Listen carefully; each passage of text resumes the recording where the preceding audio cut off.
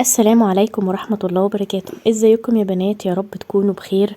النهاردة ان شاء الله هنعمل مع بعض بيتزا خطيرة خطيرة خطيرة، احسن من بتاعة المحلات كمان. وبعدين كفاية ان انتي عاملاها في البيت بنفسك كل حاجة يعني، وتعبانة فيها يعني. المهم ادي ده شكلها بقى طبعا بعد ما اتعملت خطيرة، ما اقولكوش بجد طعمها حكاية. مش عشان انا اللي عاملاها، بس هي فعلا طعمها حلو قوي قوي قوي، وكمان مظبوطة. والعجينة مش عجينة بس يعني كده كأنك بتاكلي عجين، لا يعني حلوة جدا جدا جدا يعني. المهم النهاردة بقى هنعمل البيتزا مع بعض، وهقول معاكم المقادير. معايا كوبايتين، يعني مش كوبايتين من الدقيق، يعني تقريبا كده كان كيلو الا ربع دقيق كده او نص كيلو. انا حطيت يعني عندي كيس كيلو، حطيت نصه يعني وشوية كده كمان من عندي، وكوباية من اللبن، وكيس من الخميرة اللي هي الفورية دي. هنحط بقى الخميرة على اللبن ونقلبهم مع بعض كويس. وبعد كده هحط على الخميرة معلقة من السكر، مش معلقة مليانة يعني، هي المعلقة بتاعتي عشان كبيرة فانا حطيت نص معلقة بس، لو معلقتك صغيرة حطي معلقة من الصغيرين. ورشة ملح هرشها على الدقيق، يعني كده معانا نص كيلو من الدقيق، كوباية لبن، معلقة سكر، رشة ملح على الدقيق، وبيضة، ومعلقتين من زيت الزيتون. طبعا هنجيب طبق فاضي ونحط فيه المكونات السائلة كلها مع بعضها زي ما انتوا شايفين كده. وبعد كده ننزل بالبيضة ومعلقتين الزيت، وهننزل ماما بالخميرة واللبن. ماما طبق الدقيق اللي انا حطاه جنبي ده انا حطاه عشان لو احتاجته ما بهدلش الدنيا بايدي، هيبقى فيها عجين وكده. فعشان ما بهدلش الكيس اللي فيه الدقيق وكده، لا دايما بحط جنبي طبق فيه شوية دقيق، لو احتاجتهم وانا بعجن اخد منه على طول وايدي فيها العجين. بس دلوقتي بعد ما قلبت المكونات كلها ببعضها كويس، هروح مفضيها على الدقيق وابتدي اقلب كده الاول، الم العجينة كلها مظبوط، وبعدين اروح اعجن بايدي بقى. طبعا العجينة وانا بقلبها كده لو احتاجت مية معايا بحط لها شوية، طبعا تبقى المية دافية. ما احتاجتش خلاص انا شغالة تمام. فهي العجينة هتحتاج شوية مية، بجيب كوباية كده وبملاها مية دافية، وبحط شوية بشوية لغاية ما احس ان العجينة بقت معايا مظبوطة زي ما انتم شايفين كده. دلوقتي بقى ايه، هخلص كده وهبتدي اعجن بايدي. انا كده لميت العجين، ما بقاش فيه دقيق، لا هي بقت عجينة اهي. فهبتدي بقى اعجن بايدي. تفضلي تعجني كده حوالي مثلا 10 دقايق كده ولا ربع ساعة، لازم تعجني كويس قوي. ماما ودي رجعتلكوا ماما تاني، ده شكلها. ماما حاضر، ده شكلها بعد ما عجنتها. حط عليها بقى كده معلقة يعني شوية زيت كده من فوق، وهسيبها بقى كده من ساعة لساعتين عقبال ما تخمر، يعني اكون انا قطعت الخضار بقى وظبطت كل حاجة، تكون هي خمرت خلاص. ده شكلها غطيها كويس وهقفل عليها. رجعت لكم تاني بقى بعد الساعتين اهو، ده شكلها بعد ما خمرت، بقت بالشكل ده، عليت وبقت كده. دلوقتي بقى هرش شوية دقيق، نجيب صينية فاضية ورش فيها شوية دقيق زي ما انتم شايفين كده، وهنبتدي نقطع العجينة لكور، يعني تبقى الكورة على قد الصينية يعني. فزي ما انتم شايفين كده حطيت في ايدي زيت، وبعد كده هبتدي اقطعها بقى قطع صغيرة، وهسيبها تخمر تاني. يعني هسيبها تاني تقريبا ساعة بقى كده ولا حاجة، اقطعهم كلهم بقى زي ما انتم شايفين كده، وهسيبها تخمر ساعة. وحطيت على كل واحدة فيها نقطة زيت كده. وبرضو زي ما سبت العجينة الاولانية تخمر، هسيب دي كمان تخمر. تيتا دلوقتي بقى معانا تيتا الخضار. معايا ماما جبنة رومي مبشورة، طبعا الجبنة الرومي تبقى بحرارة الغرفة، والزيتون مخلي، ومعايا جبنة موزاريلا، والسوسيس. السوسيس طبعا انا يعني بغليه في مية كده قبل ما بعمله، وطماطم متقطعة، وعندي فلفل متقطع. والتقطيعة بقى زي ما انت تحبيها، عايزاها صغيرة عايزاها بالطول، انتي وراحتك يعني. انا بحب تقطيع الخضار يبقى بالطول، بيبقى احلى معايا يعني. جربتها قبل كده قطع صغيرة وجربتها بالطول كده، فلقيتها بالطول احسن. دلوقتي بقى هعمل الصوص بتاع البيتزا، معلقتين من الكاتشب وعليهم معلقتين من صلصة الطماطم، ورشة زيت، يعني رشة صغيرة كده من الزيت، ورشة توم بودرة وبصل بودرة زي ما انتم شايفين كده. هبتدي اقلب بقى بس كده.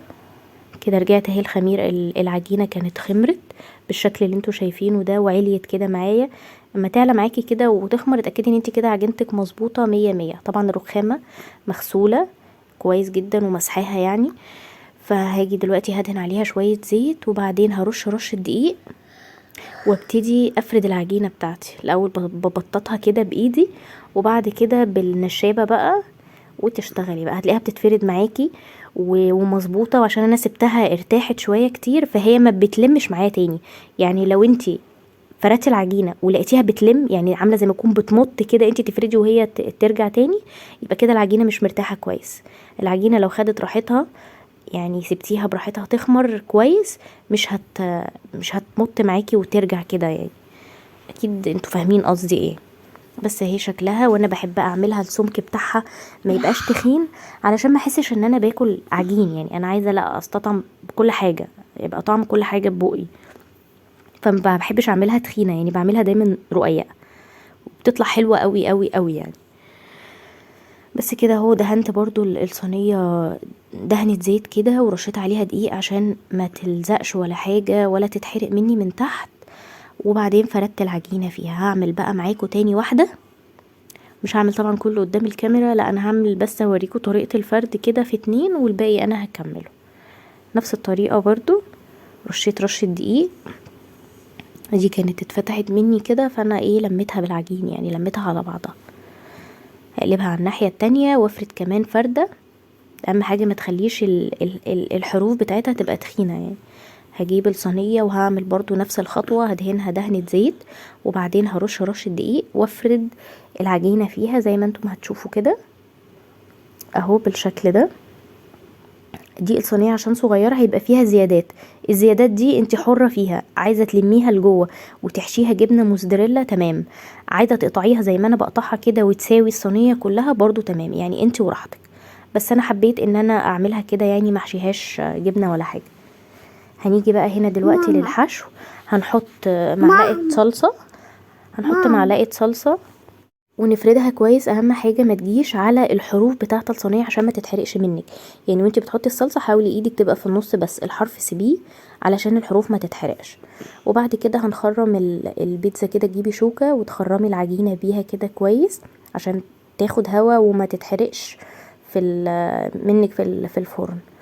زي ما انتم شايفين كده خرمتها. هرش بقى رشه جبنه رومي من تحت، مش رشه يعني كبيره ولا حاجه، رشه بس كده صغيره تديها طعم. وبعدين هبتدي احط الحشو. اول خطوه تحطي الجبنه الرومي، مش عايزه تحطي من تحت جبنه رومي فانتي حره يعني، برضو ما تحطيش، بس بتديها طعم. وبعد كده دي هعملها نص ونص، هعملها نص سوسيس ونص بسطرمه. فهحط البسطرمه الاول، النص بتاع البسطرمه، والنص التاني قصدي السوسيس الاول، والنص التاني هحط بقى ايه البسطرمه. بس هبتدي بقى اقطع البسطرمه واحطها. يعني ممكن حد يقولي طب انتي ما قطعتهاش قبل ما تعملي ليه؟ البسطرمه بتلزق في الايد وبتلزق في بعضها، فلو قطعتها قبل ما ابتدي اقطع في الصينيه كده على طول هتلزق في بعضها وهتاخد مني وقت. فبفضل اخد من السرفيس اللي هي فيه واقطع في الصينيه كده على طول زي ما انتم شايفين. دلوقتي بقى مع جينا لخطوه الخضار. احط الخضار بالشكل اللي انتم شايفينه ده، زي ما انتم شايفين كده. حطيت فلفل اخضر وبعدين فلفل اصفر، وهحط الفلفل الاحمر تمام كده. وبعدين بقى هجيب الطماطم، انا مقطعه الطماطم قطع صغيره لاني مش بحط عليها طماطم كتير، يعني انا بس عشان تبقى فيها كل الخضار، هي رشه طماطم صغيره كده. وبعدين الزيتون بقى هنزل بيه بشكل عشوائي كده زي ما انتم شايفين. يعني الزيتون ما بترشش، انت بترشي رشه زيتون كده مش بترصيه زي ما انتم شايفين كده. وبعدين الجبنه الموزاريلا في الاخر، وهرش رشه جبنه رومي عليهم، وتمام كده. كده هي جاهزه تدخل الفرن. كده انا بوريكم بقى عملت واحده تانية، ادي هي الكبيره والصغيره بنفس الطريقه، واحده بالسوسيس، نص سوسيس ونص بسطرمه، والتانية بالبسطرمه بس. كده بقى ده شكلها بعد ما طلعت من الفرن. عايزه اقول لكم الريحه كانت خطيره.